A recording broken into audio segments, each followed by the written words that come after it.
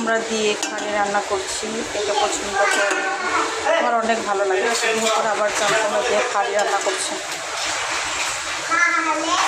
দিদি খেতে চান চলে আসবেন।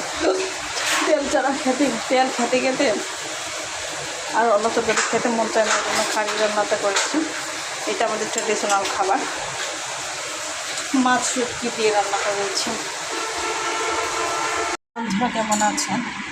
সবাই ভালো আছেন? দিনের মতো করে আপনি আসছেন। আজকের রেসিপি রান্না অলরেডি হয়ে গেছে।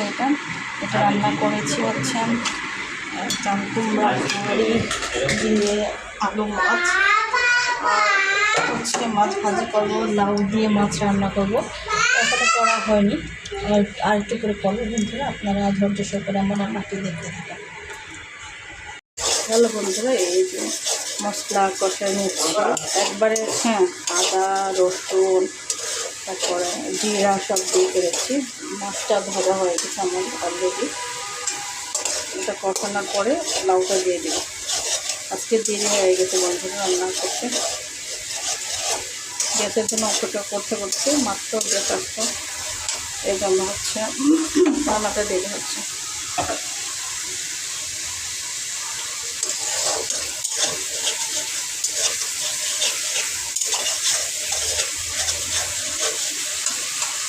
যে মাছটা ভালো হয়ে গেছে, এখানে মানে মাছের মাথা, আর এখানে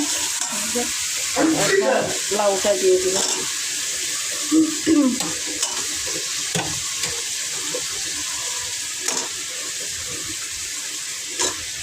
শীতকাল আসতেছে তো লাউ খাইতে এখন মজা হবে। যদিও বা অনেকজনই লাউ খাই, আবার খাই না। আমি তো আগে লাউ খাওয়া শুরু করি। আমাদের লাউটা মাছ দিয়ে রান্না করবো। বড় মাছ ঝোল রান্না করবো।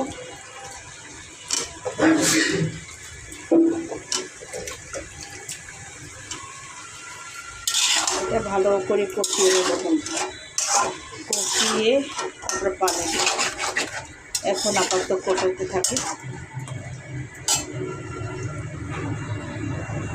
হচ্ছে একটু কষানোর থেকেই পানি এতগুলা পানি বার হয়ে গেছে। দেখেন লাউ তো লাউয়ের অনেকগুলো পানি বার হয়ে গেছে। ওটা কষানো হয়নি, তারপরে পানি দিয়ে দিব।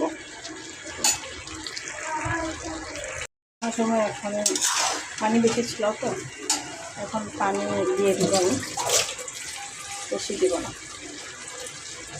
অল্প পরিমাণে পানি দেবো। আর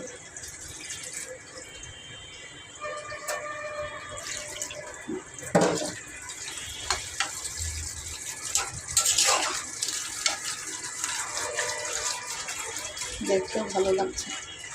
আজকে টমেটো দেব, টমেটো ছাড়া রান্না করবো আজকে।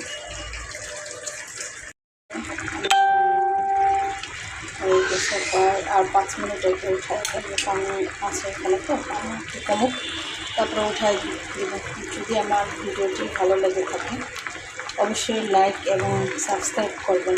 সবাইকে ধন্যবাদ দিয়ে এখানে শেষ করছি। ভালো থাকবেন সবাই।